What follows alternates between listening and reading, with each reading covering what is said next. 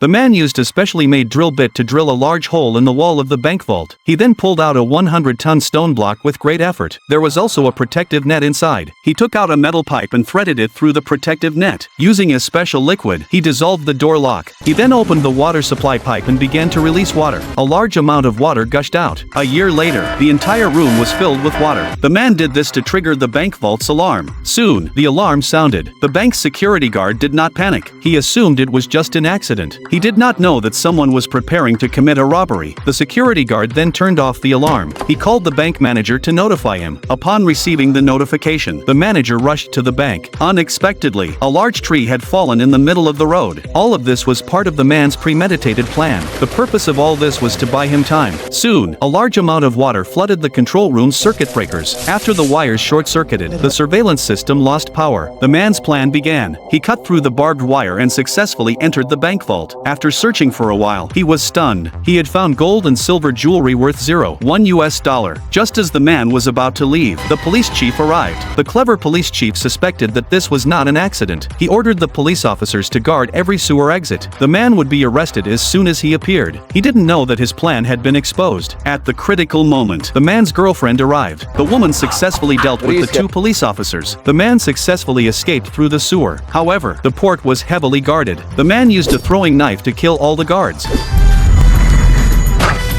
Just as he was about to escape, he was shot in the shoulder. It turned out that the sheriff had arrived, but the sheriff did not continue firing. His goal was to capture the man alive. Unexpectedly, the sheriff was then ambushed by the woman. The man instantly gained the upper hand. He did not shoot the sheriff. The man threw the gun into the water. Then he boarded a speedboat and successfully escaped. In the end, the man and his girlfriend lived a life of comfort and security.